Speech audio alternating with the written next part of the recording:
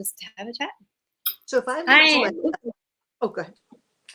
Well, we're live now, so you can still ask me that question if you want to. You guys are getting a little behind the scenes green room action today on Blaze. Hi, everybody.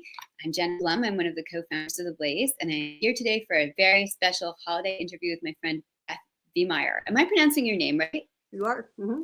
Okay, yes. Good. That was like a total shot in the dark. I'm terrible with pronunciation, but sometimes a good guess takes you a long way. If you are a return watcher of the Blaze, thank you for joining us again and for bringing your light to the Blaze. And for those of you who are new to the Blaze, I'm going to do a little commercial before we start chatting to Beth about her book, which is called The Tree That Saved Christmas. The Blaze is an organization of about 30 creative volunteers dedicated to helping readers reach writers and writers reach readers in the age of COVID originally, and now obviously far beyond. If you like what you see here, you can follow us on Facebook and on YouTube, on Instagram, and on the platform formerly known as Twitter, which is now X. We're also on Blue Sky. We're on TikTok. We are ubiquitous. You can also sign up for our newsletter at www.amightyblaze.com, so you'll never have literary FOMO ever again. No more FOMO. Nobody likes that. And today I have the great privilege of doing something brand new. We have never had a children's book author on Blaze, but Beth has agreed to come on and talk to us about The Tree That Stole Christmas, because this book benefits underserved children and brings in money for books for kids. So Beth, welcome to the Blaze. Thank you. It's lovely to be here. Thank you very much. We're so happy to have you. I'm going to read your bio. You ready? Okay. Usually people look really scared when I say that, so I'm glad that you didn't say, "Oh my God, my bio, what is it?" And also I look frightening because I'm reading it off my iPad, but here we go. So Beth is the co-founder of KPMG Family for Literacy Program, which is a children's literacy program that has distributed millions of free books to underserved children across the US and the world. Beth's program has won numerous awards and recognitions, and she has promoted and participated in children's literary discussions at the World Economic Forum, as well as internationally. She sat on the board of directors of First Book and is a member of the Society of Children's Book Writers and Illustrators, which is very cool. Again, we have never had somebody on Blaze who is a member of these societies and also done so much good with her books. So again, since our inception in 2020, you are our first children's book author. You're also the first author, I believe, who is not like a career writer. You are a philanthropist. And so one of the things that sets you apart from so many people that every writer meets is that you're the person who said, "I've always wanted to write a book." And then instead of saying, "but," you actually wrote the book, which is so amazing. So can you please tell us about your book, The Tree That Saved Christmas? Can you describe it for us? Like, what's it about? I can. Thank you. This has been a lot of fun for me. It's been a journey for sure. I've learned a lot in trying to write a children's book. It is not as easy as one would think. But I'm very grateful to the Society for Children's Book Writers and Illustrators because they are terrific when it comes to helping to guide new authors, to teach them exactly what the expectations are, how to meet them, and then how to produce a children's story. I've always been an avid reader. I've always been an avid writer. And so for me, writing is something that I absolutely thoroughly enjoy. And this little book is a give back, if you will, to the KPMG Family for Literacy program, which I co-founded with my colleague Susan Flynn in 2008. And at KPMG, which is one of the big four accounting firms, a global financial firm, this is a program that allowed all of our extended KPMG family members to support the social corporate responsibility efforts of the firm. By that, I mean spouses, children, anybody that called KPMG their firm could join this program and get behind something that everybody agreed was a very important mission, and that was to promote children's literacy, because the stats around that are pretty horrifying, and very horrifying to those of us who've been very privileged to grow up with books all around us. There are so many kids that don't have that privilege. And so through the KPMG Family for Literacy program, we're able to fund new age-appropriate teacher-chosen books to children in Title I schools all across the United States, in multiple countries around the world. In the US alone, we've given 8 million books to children that are free books to them. And this little book was my way of continuing my involvement with that program once my husband retired from KPMG as its global chairman. And I knew that that's something I wanted to do. I wanted to pay back this program for giving so much to me over the years that I was involved with it as John was still with the firm. And it's been terrific ever since. And I had a great time writing it. It's a seasonal story about a tree that begins to understand that sometimes in life you are exactly where you're meant to be, and that you can work some magic as long as you realize that a random act of kindness can change someone's life. And so that's what this story does. Every time you buy this book, 3 free books are given to children through the KPMG Family for Literacy program. All the proceeds go back to that program. I don't make a penny on this book. And so I'm happy for that, because I really think, especially at the holiday season, that's just a nice piece of the spirit of the season. Mm-hmm. Love that. Thank you so much. We are so impressed. I know our wonderful producer, Karen, is going to put the link in the chat to where you can buy The Tree That Saved Christmas, so that you can give 4 books to kids for like the price of 1 book. And it's on our partner bookshop, which we also love, because you're also supporting the independent bookstores. So it's like a win-win-win. I loved reading this because it reminded me of so many of my favorite children's books about Christmas and in general. And I'm wondering if you would do us a favor of reading a couple of pages so that our audience can kind of get a taste for. Sure, I'd be delighted to, although I have to put my glasses on in order to do that. I have to give a lot of credit to my illustrator, Sonia Merkel, who just did an incredible job on the illustrations for this story. She really captured the spirit of the book. I love the fact that she took me in some new directions on the book. And when you look through my book and you notice that a lot of the colors are not necessarily traditional Christmas colors, but they're also colors that are very soothing, very calming, and they're very inviting. And so I loved that she kept the spirit of the holidays in the story, but took it through a different color pattern. So that was really great. The main characters of this book, obviously, are a tree, a mouse, a cat, and a doctor. Ironically enough, I've never met my illustrator in person. I've never seen her in person. She's a fabulously talented young woman in upstate New York. And we went back and forth for months and months and months with sketches and trying to formulate the proper illustrative ideas. And when we finally put it all together and she sent me the painted copies of all the illustrators, the doctor was a redhead, and she didn't know that I was. And I thought that was just another sign that we both had the right connection for working together as collaborators on this story. So yeah, I have so many questions about that. Did she know that you were a redhead? Like, had she seen pictures of you? Did she just intuit it? Then you're definitely working with the right person, right? Right. Yeah, absolutely. I love that. That's so great. Thank you. Absolutely. So my book is dedicated to my grandchildren. I have 3, and they make every day for me feel like Christmas. So this story is for them. Let me try and hold this up a little bit and see if I can do this so that you can see some of the pictures. Again, like I love this. Like, you are responding so well to the challenge. Again, with most authors, like if they read the book, then we're lucky, but they don't also have to showcase it on a visual platform. So you're doing an amazing job. Thank you. Hopefully they can see this anyway.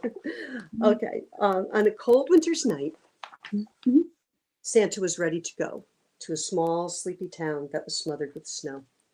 I'll move this over so that you can see it. I feel like I need cookies right now, like cookies and some hot cocoa. Everybody should get that right now.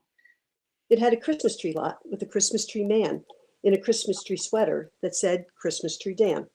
He yelled, "Come by my trees," in a voice big and loud, and by the close of the day, he had gathered a crowd.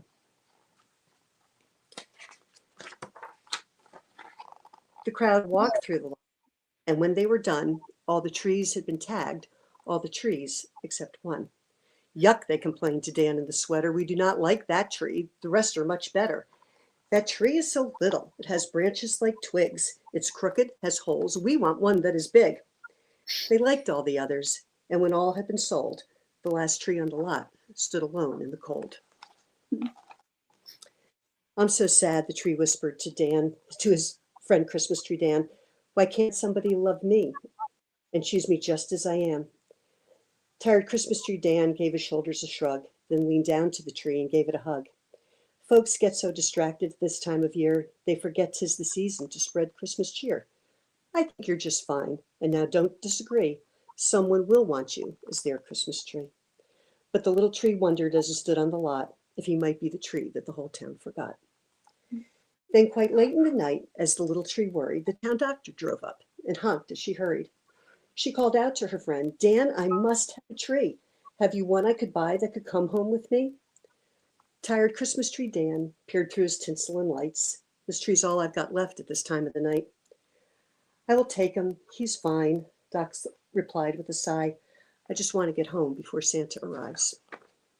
Okay, I might stop you there just so that people can so we can talk about the book more, if that's okay. But I think already I feel totally heartwarmed by this, just because not only does this remind me of one of the books that I had when I was a kid called The Littlest Christmas Tree. And it's one of those size doesn't matter. You can be small and you can be mighty. You can put the book down if you want, or just show us the cover again, which is so beautiful. You don't need to keep holding it up because that probably is not that comfortable. But I think that it also reminds me of having Charlie Brown Christmas trees in real life as an adult, and going to a Quick Trip at one point because I was too late to do anything else than buying the tree that had holes in it that was lined by the door that nobody else wanted. The tree that was next to the antifreeze and the whatever.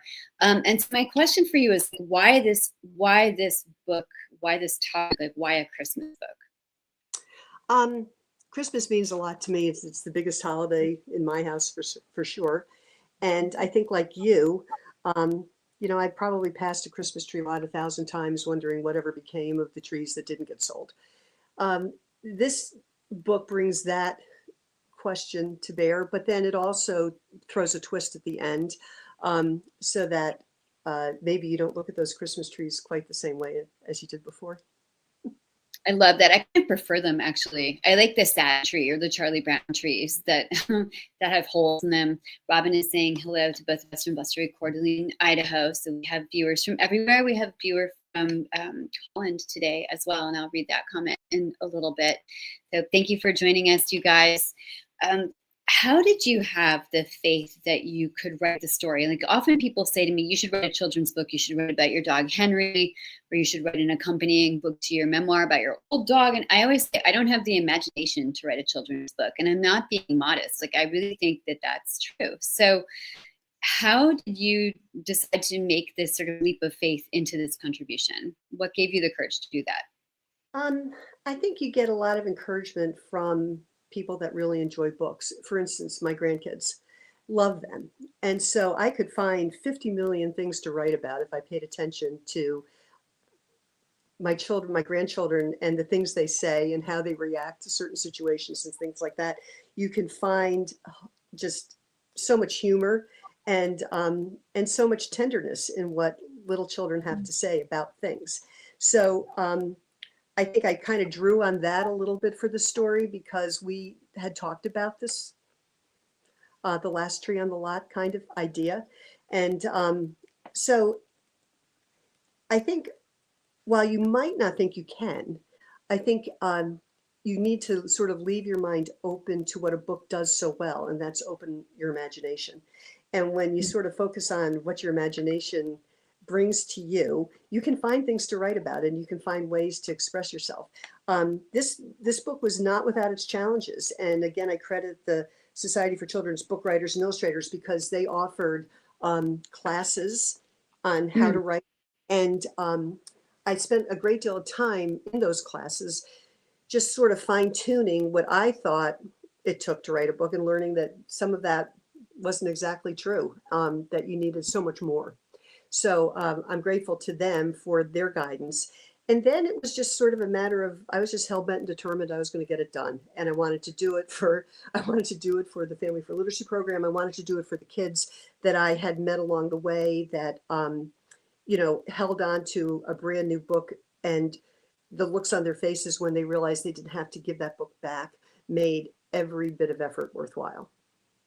I wanted to ask about personal stories. You encountered some of the memorable ones, but first I kind of want to rewind the reel a little bit and talk about process, excuse me, which is one of my favorite things to talk to any author about. You said that the classes helped you discern between what you thought writing a book was and then what it actually was. Can you talk a little bit about that? Like when you went into it, did you think, I'm just going to sit down and bang this out like Snoopy on the doghouse, and then realize that it was a different thing altogether? Well, I think you can get a little confused, maybe is the best word, when you look at children's books, because some of them, for instance, board books for children, can be so simple and yet so impactful for a child. But then you sort of look at it and you go, but that's just like throwing some words on a board. You know, it's just a word or two words. And so you kind of get a false sense of how easy it is to pull that all together. But then when you start working with folks that do this for a living and they teach you how meter and how choice of words and how trying to find 5 different ways to say the same thing can be part of the challenge of putting a book together that holds a child's attention and gets them to the proper end with you. You want the child to stay with you the whole way through, and you want the illustrations to help tell the story constantly with you. So it's not even just so much the proper wording, but it's also the proper visuals and how you blend those together so that by the time you're done, it's a very smooth transition page to page, paragraph to paragraph, or phrase to phrase. And sometimes that took me a little bit of doing, because when I thought I had it and I would submit a manuscript for review, and they would just shred it on me and come back and go, no, you missed this and this and this. And they were right. So I had to sit down constantly and really pay attention to what professional writers and professional editors and professional agents and folks like yourself that are in the literary world all the time pay attention to, so that you have a successful product at the end of it, and that you've learned, they've taught you well, and hopefully what you're about to put out to the general public is attractive to them. It's a real skill. I mean, It people is. think erroneously, and that I know this too. I know this because of the beguiling simplicity, seeming simplicity of children's books, that you think, oh, that's so easy to sit down and write some poems, you know, something rhyming, some stanzas that rhyme, and then that's it. And it's a little bit like writing any poetry or writing haiku or doing something with a less is more template. That's actually more difficult. But what I didn't think about, what you just said and what you just taught me, is you have to say the same thing over and over and yet be interesting. And it is a little bit about child psychology too, I imagine, when you're working on a children's book. Is that something that you found? There is, and there's also expectations built into it, standards, so that when a parent or a loved one sits down to read to a child, you don't want to get halfway through the book and have the parent say, whoa, whoa, whoa, you know, we're not going to finish this book. We're going to go on to another one or something like that. You need to be able to provide the subject matter in such a way that the reader feels good at the end that they read the book to their child. And actually had a very interesting experience with that. Taught me a lot. Not every child's world is the same as another child's world, obviously, correct? And one time in reading books to an elementary school here in Washington, D.C., a group of KPMG spouses were all together. One of the books that the teachers had chosen actually referred to a killing, a shooting in the book. And that was the book she wanted read. We read it, we talked about it. But the next day, there were several folks that were really unsettled about that book and didn't feel comfortable reading that book to a child. And I went back to talk with the principal and the teachers about it. And they said, you know, you have to understand that that's our kids' world. That's what they experience. And so this book helped them to see something just a little bit differently. And also the fact that they were sitting in the laps of people that were taking the time to read to them, talk to them, answer their questions, changed a lot of the way they thought and the way they felt. But that's their world. And so you stepped into a world that you weren't comfortable with, but you have to understand that sometimes that world has to be exposed, and we have to work with that in these schools. And honest to God, it took my breath away, because it wasn't what I was expecting. I was expecting a teacher to choose a book that, you know, maybe it was a mystery, or it was a biography, or it was a humorous story, or it was maybe just a children's book, but I wasn't expecting something like that. And I went back and reread the book, and I was really amazed at how well done it was for the children that needed to hear the book. And the teacher was very deliberate in her choice. And I think she was probably spot on. But I remember that so vividly because it affects so much of how children read. And you need to get them right in the beginning with a book so that they stay with you and they stay reading it. That's why, you know, Harry Potter is so popular, is because it catches the reader right off the bat. So you're right. There are expectations, and there are uh, things that you have to pay attention to and learn. And some of them are very unexpected. Yeah, that sounds like a lesson for the adults in the room as well as the children. And children probably knew more about the subject matter of the book than Right. some of the adults who came in to do good in that world. That's such a sobering anecdote and such a meaningful anecdote. Thank you for sharing that. This is not A. Milne, you know, like it's not Dr. Seuss or No. the Narnia books. Like it's pretty grim. What does the Tree That Saved Christmas offer the children in those communities, do you think? In the communities where they're really underserved, where they're dealing with neglect or shootings, like violence or sort of abuse, because it is a very feel-good book. It's not smarmy. So I'm wondering how you bridged that gap. I think the main takeaway for a child reading the book, hopefully, is that they understand that a simple random act of kindness can help change someone's life. And it doesn't have to be something that's attached to money, and it doesn't have to be something attached to status or anything like that. It's simple. It's a very simple act of kindness. It's a thought, and it's how you can take that idea, bring it to life, and make someone else smile as a result of it. And this little tree, while it feels unworthy, obviously doesn't realize that embedded in its physicality is actually magic, and that magic becomes clear towards the end of the book, and how he uses that magic to make someone else's life much happier. I think, I hope, is what little kids will finish reading the story and understand that that's really what the holiday season is all about. And and that you are where you're meant to be. That, you know, just because you are a tree that doesn't necessarily believe in itself, um, you're in a position where you can understand differently, you can behave differently, and as a result, you can bring about a different outcome. You can be twiggy and still make a difference. Absolutely. Is the thing there, right? Not giving away any tree spoilers, you guys. We already talked about the branches like twigs, and you saw the Yeah, illustration. no. Santa actually plays a very critical role at the end of the story. Santa always plays a critical role. One of the things that I loved about this book too is the doctor. It reminded me of this very old joke that I will mangle because I'm terrible with, or it's not even a joke, it's a riddle.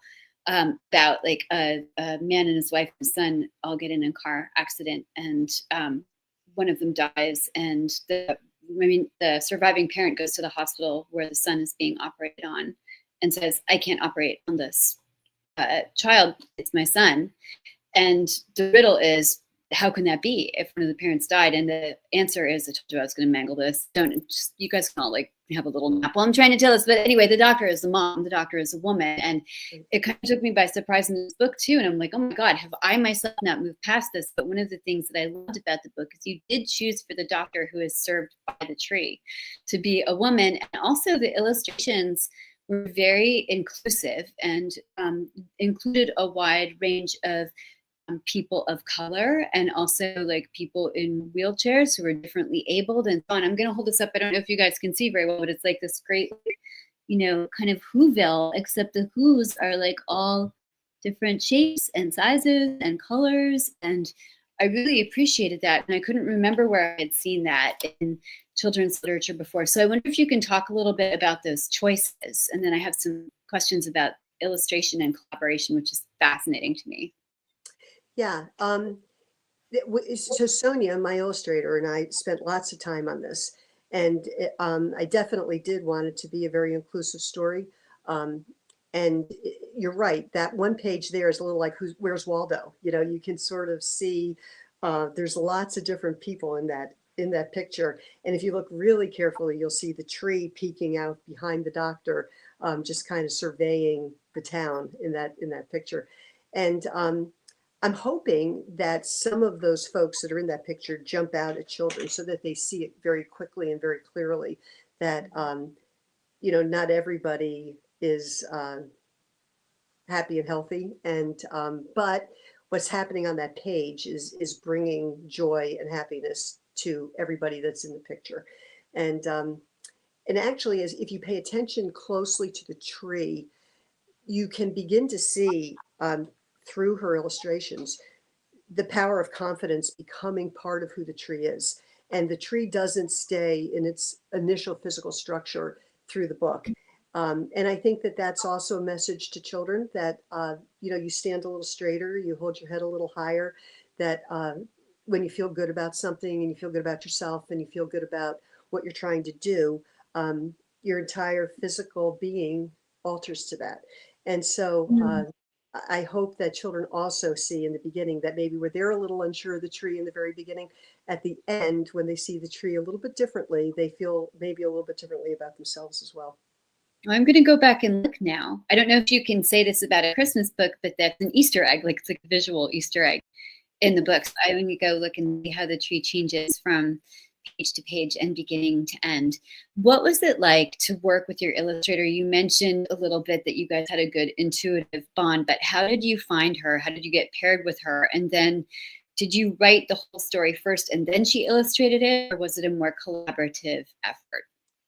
I found her through a friend of a friend. I have a girlfriend here in Washington who has a friend who is a writer, had published several books, had used Sonia as an illustrator, just loved her.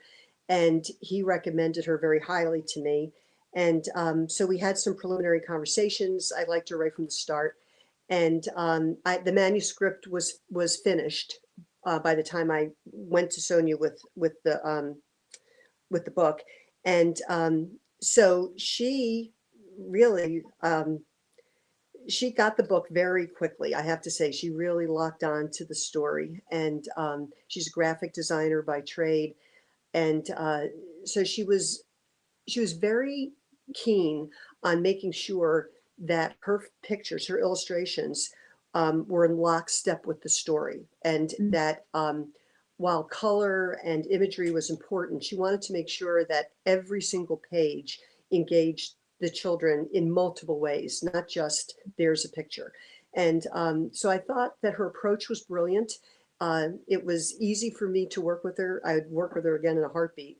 And I think that she's as proud of the book as I am, and I'm very happy for that because she had such an integral part of it. And you know, at times in reading books to children through the KPMG Family for Literacy program, I spent a lot of time helping kids understand the value of an illustrator in a book, because you can tell so much by just the cover of the book, what you're going to find on the inside.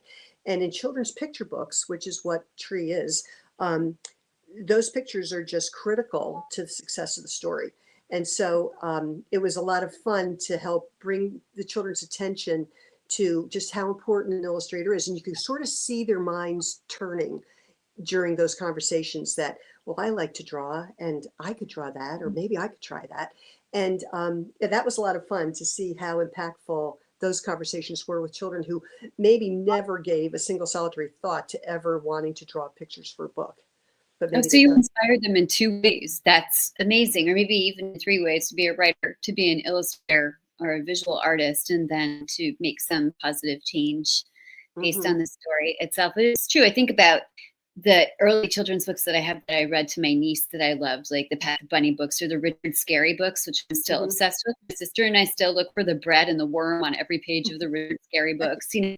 And then when you're a little bit older too, I think about the illustrations in Charlotte's Web, the Garth Williams illustrations, or Little House on the Prairie, same illustrator. And I think about Alice saying in Wonderland, like, what is the point of a book without any pictures? And certainly for a children's board book, that is going to be the case. Do you have, like, what was the first image you saw that Sonia did? And when you looked at it, were you like, oh my God, that's a picture of my brain? Or did you make modifications?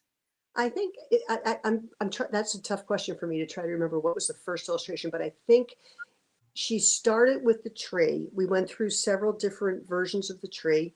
Um, and then the cat and the mouse, neither of which I'm a fan of. I don't like cats and I don't like mice. I love the cat and the mouse in this book because I just love the way she drew them. And so I think the cat and the mouse were pretty finalized right from the get-go. The tree we worked on quite a fair amount, and Santa we worked on quite a bit as well to try to just get the right visual for Santa. And I love the choice of glasses that she put on him. I loved his smile. I loved exactly what she did, exactly what needed to be done with Santa for the book. I love it, guys. If you want to see Santa, you have to buy the book. And again, Karen is putting the link in the chat so you can buy the book. And remind us, for those who might be just joining us now or who are listening back, remind us where the proceeds go to. Yeah, so the book is available through bookbaby.com. And you just click on their bookshop link on their website, and it will take you straight to it. The book retails at $22.50, but again, that covers the cost of the books that we give free to the children through KPMG Family for Literacy program. Amazing. So $22 buys 4 books, which is like not a thing in the rest of the literary world, and also like less than a latte, basically a small latte. The reason that is possible is because of the corporate partner that our literacy program at KPMG has in its First Book. And First Book is a nationally recognized, multi-award winning organization that provides educational resources and books to children all over the world. And they buy excess books from publishers everywhere. We can buy Goodnight Moon, Give a Mouse a Cookie for $4 a book. And you can't do that in a commercial bookstore. So it's a much lower price point for our literacy program, but that's how we fund out the books that we raise money for to provide to the kids in Title I schools. Good. I love it. I have so many more questions, but I know we have audience questions as well. I just want to ask 2 more questions. And the first is, what is your favorite, besides your own books, what is your favorite children's book? So I was a massive Nancy Drew fan. I loved Nancy Drew books. I just absolutely love them. I've always loved Charlotte's Web, although it always makes me cry. And even the books now from my littlest grandchildren, I still do enjoy the Dr. Seuss books with them. I love the Eastman books. I love Richard Scarry. I love his books. I'm more of a classic book lover, I think, for children. I really love those stories. And but I do love The Sleigh. I love that book. I love oh gosh, what are some of the other books that we've read recently? And even the fun books, just ones that don't require reading, but the Where's Waldo books are a blast to do with kids. And so anything I think that just really engages children's minds so that their imaginations really do get working when they're reading, I think that's a very successful book. And it doesn't even have to be a classic. It can just be whatever book the kids like. And I remember one time an editor saying, I'm a big fan of comic books, and not because I feel like they give us any literacy value, but because children will pay attention and read, just the fact that they read. And that's really one of the biggest obstacles to children's reading and their success later in life is access to books. If they could just have more books, it would help a lot. And the stats around that they're just frightening. When we started the KPMG Family for Literacy program, California used the 4th grade public school test scores in reading to help them strategically plan for the number of prison beds that they were going to need. And that just took my breath away. I just couldn't even get over that. But it's absolutely factual that 1 in 4 children don't read at their basic reading level, and that if a child's not proficient at a 4th grade reading level by the time they're in 4th grade, the percentage of kids that drop out of school is staggering. And more than 70% of incarcerated citizens have very, very difficult times reading. So you can see where it is the major hiccup, right, to success, to future success. Certainly anybody working for KPMG has got to be able to read.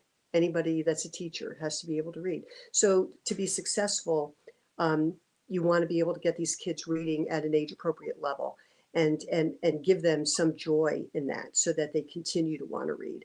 But when it falls apart on them and the circle, the kind of the circle of family reading gets interrupted because parents are illiterate, grandparents speak a different language, maybe can't read an English book, children lose focus. They don't care as much. And sometimes when you give a child a book that's just dog-eared and written in and beat up, it doesn't feel good to them. When you crack open a brand new book and it has that new book smell, and it's a book that they'll put under their pillow because they don't want anybody to take it from them. Or the little girl that said to me once, I can keep this book forever because I know I can read it to my brother who's blind. And that was a trigger for us at KPMG that we had missed a little bit of a reading population. And we ended up doing a holiday program around audiobooks for kids that had visual impairment or didn't have anybody that could read to them. So it's so empowering to know that it can change, that children's status can change by helping them learn to read, that they can look forward to being productive at a higher level because they actually can read. So to anybody out there that's interested in looking for a good Christmas present, please buy a book. Doesn't have to be mine, but please buy a child a good book to read. I am like sitting here tearing up and like really you're making me cry talking about the little girl whose brother is blind, but also those incarceration stats are horrifying. You're teaching me and by extension all of us so much this evening. Thank you so much. Karen, may we please pop up some audience questions? I know I saw a couple of them go by the board. Drew wants to know, will there be another book? Thank you, Drew. You are our agent on this call this evening. Yes, there will be another book. There are two in the pipeline, one being the very first book that I ever tried my hand at, that now that I've gone through all these classes and learned what I've learned, I need to go back and tweak it up a little bit. But when my youngest daughter was 8 years old and I put her to bed one night, she asked me, after I kissed her goodnight, she asked me, Mom, do kisses last forever? And that question haunted me for a good while.